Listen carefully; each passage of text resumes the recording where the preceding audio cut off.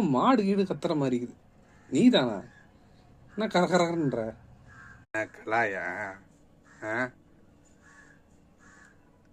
சரி, இப்போ Australia versus South Africa final test final நடக்குது. எவனுக்கு சப்போர்ட் பண்ற? யாரை சொல்லலாம்? South Africa, Australia, Bavuma, Cummins.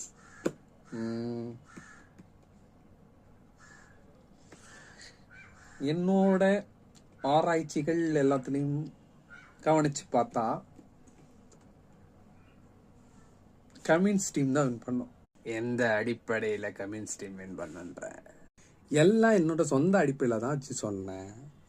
எனக்கு தெரியும், அதனால தான் சொன்னேன். ஏன்னா கமின்ஸை பற்றி எனக்கு தெரியும், சவுத் ஆப்பிரிக்கா டீமை பற்றி எனக்கு தெரியும். அவனுங்க ஃபர்ஸ்ட் இன்னிங்ஸ் ஆடின விதத்தை பற்றி பார்த்தாலே உனக்கே தெரிஞ்சிருக்குமே. டிக் டிக்குன்னு ஆடுறானுங்க. பயந்தாலே உருப்படாதுடா, பயந்தாலே அவுட்டு, அவ்வளோதான் முடிஞ்சு போயிடுச்சு. இப்போ என்ன 200 லீடிங்கில் இருக்கிறானுங்க, 210 ஆஸ்திரேலியா. இன்னும் ஒரு 20-30 ரன் எடுத்துட்டானுங்க, கண்டிப்பாக அவனு தான் வின்னு. ஸ்ட்ராக் சர்க்குன்னு போடுவான், கமின்ஸ் பவுன்ஸ் போட்டு சாவடிப்பான். அப்புறம் அந்த ஹாசில் விட்டு சர்ன்னு அந்த லைனில், அதாவது ஸ்டிக் லைனில் போட்டு திடீர்னு பால் அப்படி திரும்பும், திடீர்னு பால் இப்படி திரும்பும், அவுட். அதனால தான் சொல்கிறேன், கமின்ஸ் வின் பண்ணுவார். கமின்ஸ் வின் பண்ணி கொடுப்பான். இந்த வாட்டி பாடுற பவுமா யாருன்னு உங்களுக்கு தெரியும்.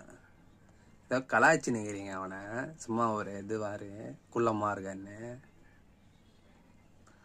கடுகு சிரித்தாலும் காரம் குறையாதுன்னு சொல்லுவானுங்கள, அது இந்த மேட்ச்சில் பார்ப்பேன். செகண்ட் இன்னிங்ஸில் பாரு, ஒன்னாமா ஆஸ்திரேலியா போலரை ஓட விட்றான்னு பாரு. ஆமாச்சு வின் பண்ணி கொடுப்பான் சவுத் ஆப்பிரிக்காவுக்கு. முதல்ல வேர்ல்டு டெஸ்ட் சாம்பியன்ஷிப்பு, முதல்ல world ICC trophy south Africa சார்பில் மொதல் அலாட் அந்த பவுமா வின் பண்ணி கொடுப்பான் பாரு.